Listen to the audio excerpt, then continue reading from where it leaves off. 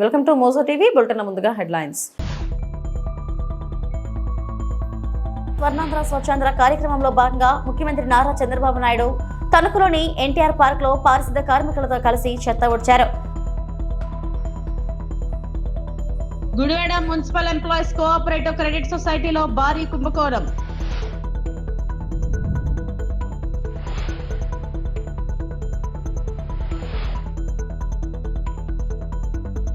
వివేక హత్య కేసు సాక్షులను బెదిరిస్తున్నారు సునీత.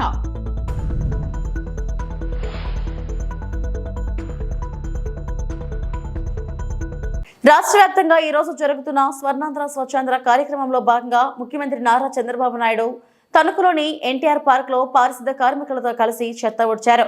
అనంతరం కార్మికులతో ముఖాముఖి కార్యక్రమంలో పాల్గొని వారి సమస్యలు బాగోగులు అడిగి తెలుసుకున్నారు.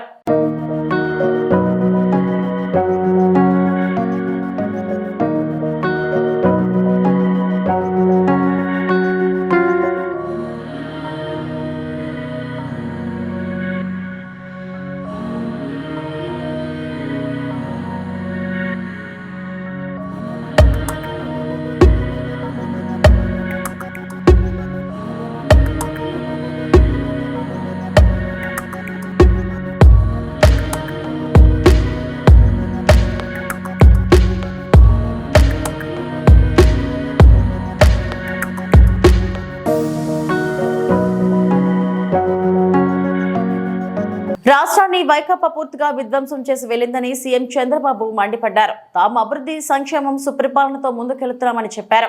పశ్చిమ గోదావరి జిల్లా తణుకులో చంద్రబాబు పర్యటించారు. ఈ సందర్భంగా ఏర్పాటు చేసిన స్వర్ణాంధ్ర స్వచ్ఛాంధ్ర కార్యక్రమంలో ఆయన ప్రసంగించారు.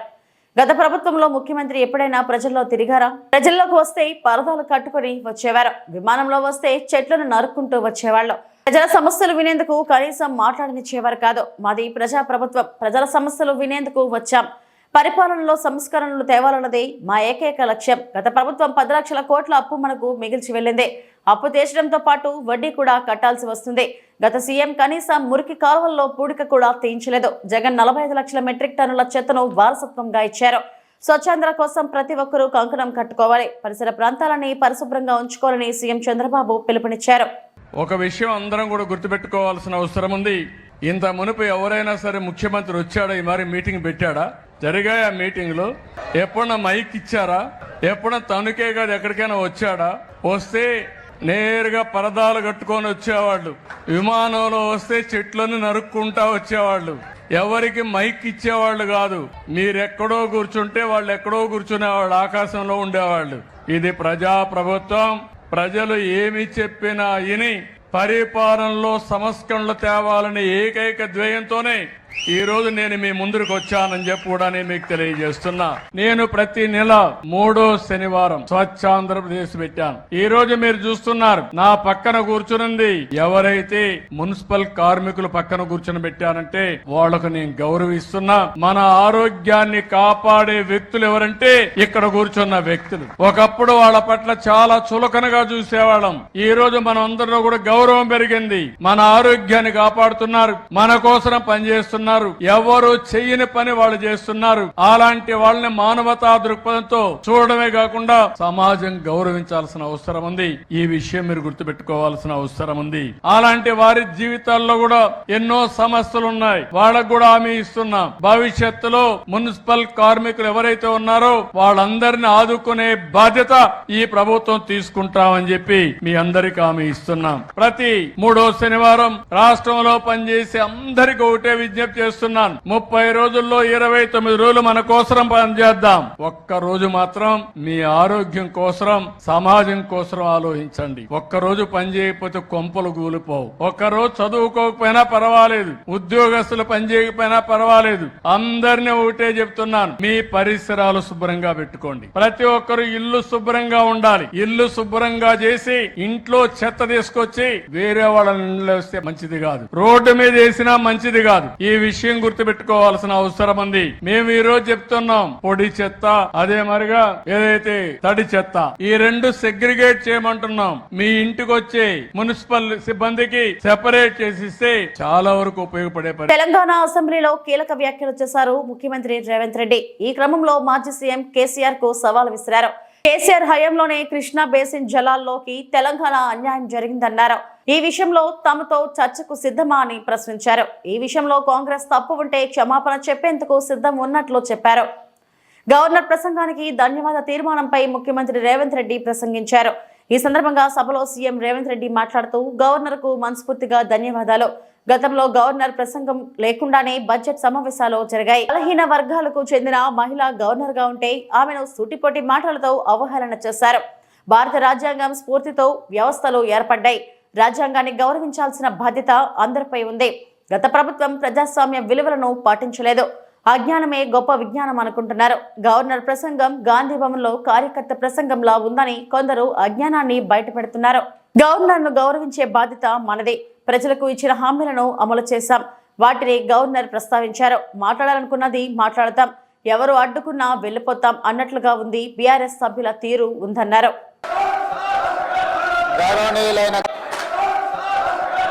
గౌరవనీయులైన గవర్నర్ గారి ప్రసంగానికి ధన్యవాద తీర్మానాన్ని ప్రవేశపెట్టిన తెలంగాణ శాసనసభ విప్ ఆది శ్రీనివాస్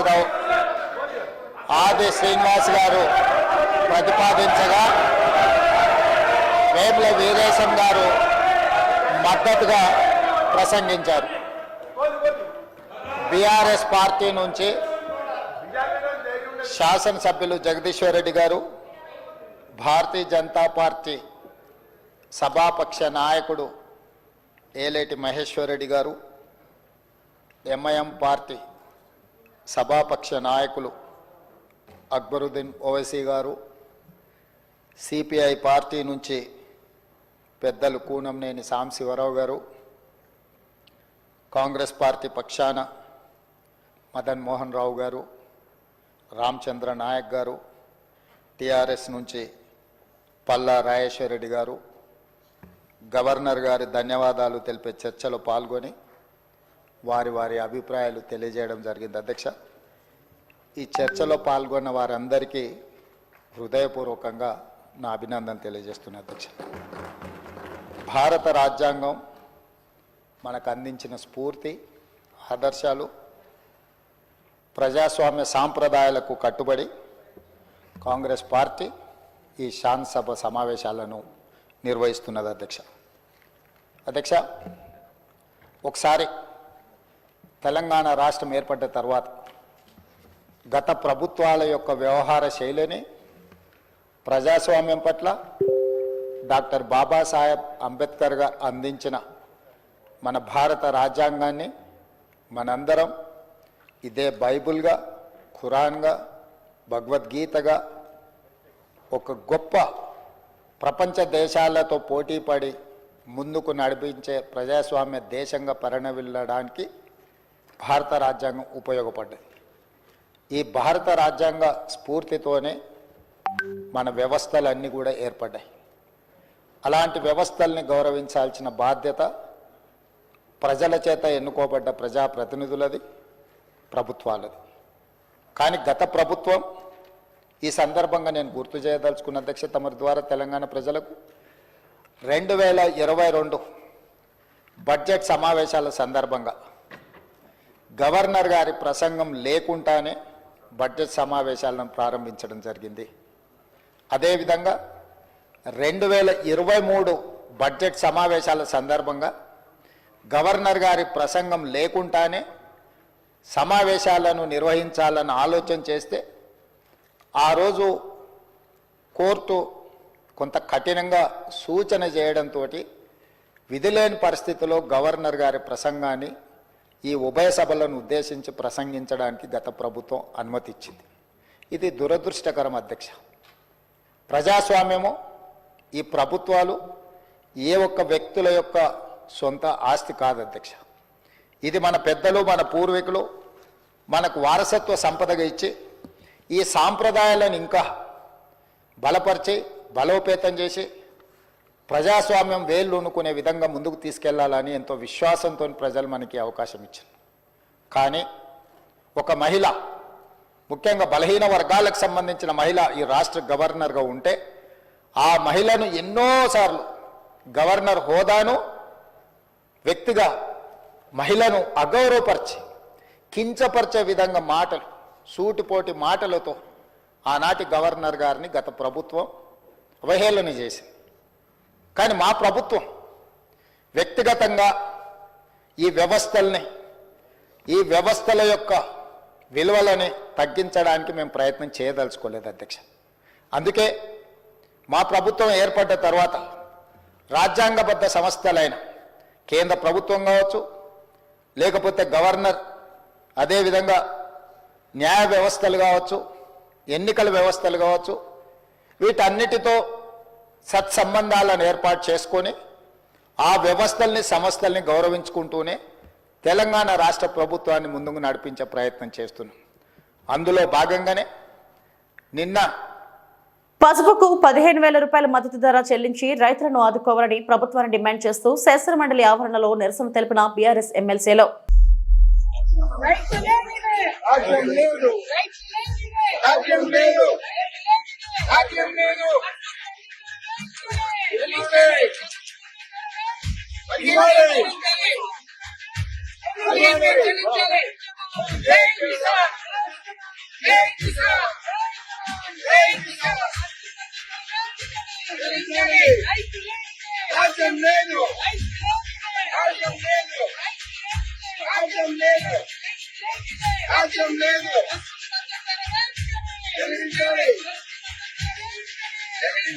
కృష్ణా జిల్లా Gudivada municipal employees cooperative credit సొసైటీలో భారీ కుంభకోణం జరిగింది. సొసైటీ కమిటీ, బ్యాంక్ అధికారులు కుమ్ముక్కై సుమారు 9 కోట్ల రూపాయలు కాజేశారని కార్మికులు ఆరోపిస్తున్నారు. ఈ కుంభకోణంపై గుడివాడ ఎమ్మెల్యే వెనుగండ్ల రామును మున్సిపల్ కార్మికులు కలిసి ఫిర్యాదు చేశారు. 20 ఏళ్ల క్రితం చనిపోయిన కార్మికుడి పేరుతో 10 లక్షల రుణం తీసుకున్నారని కార్మికులు చెబుతున్నారు.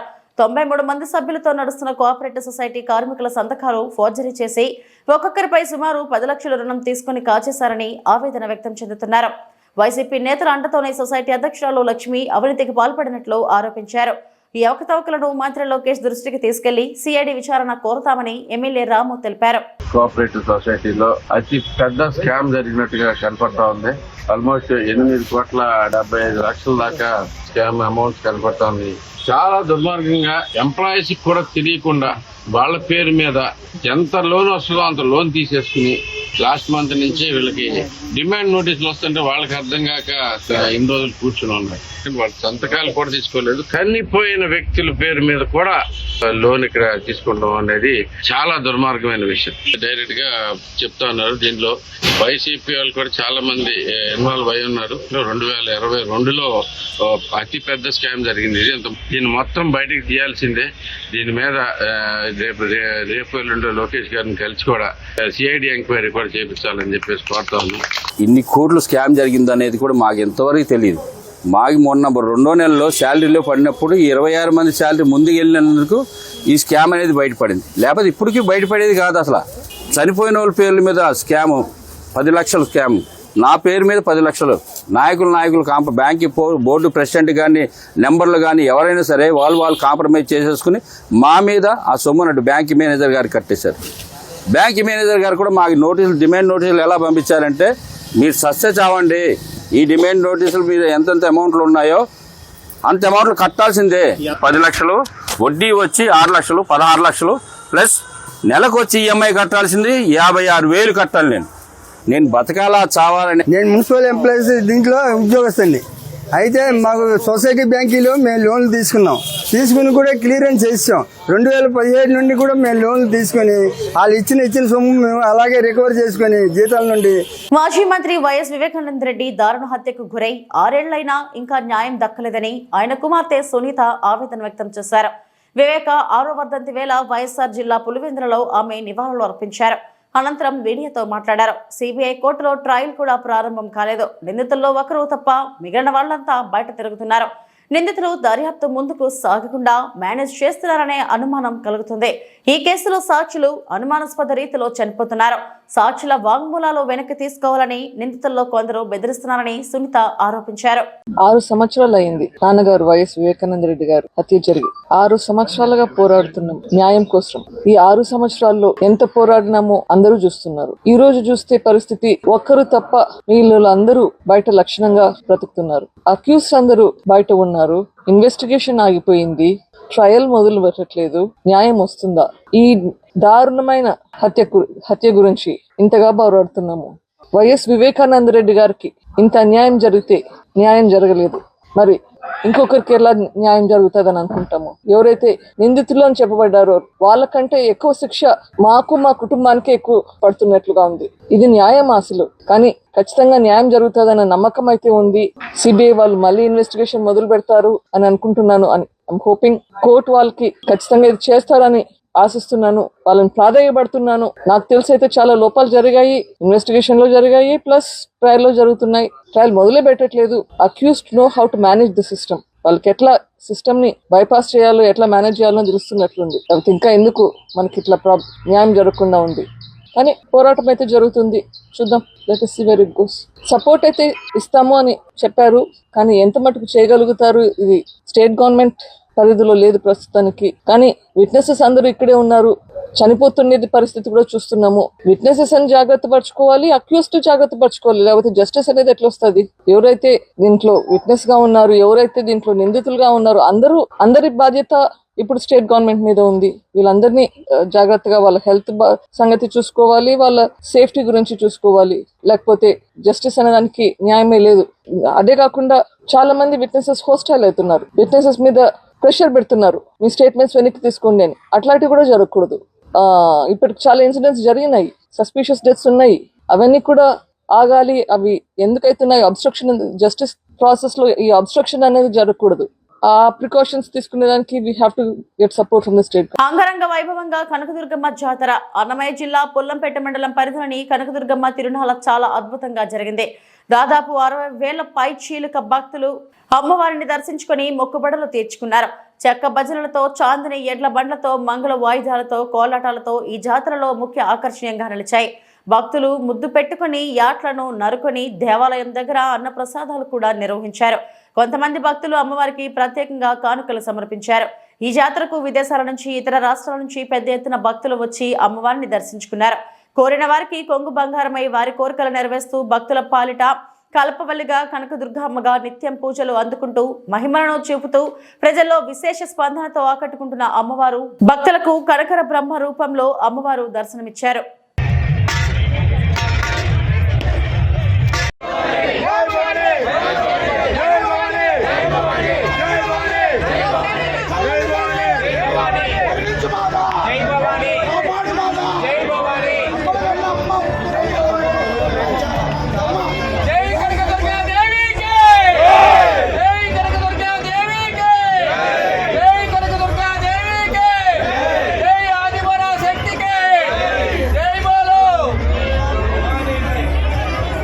కొంచెం లాంగ్ వచ్చింది.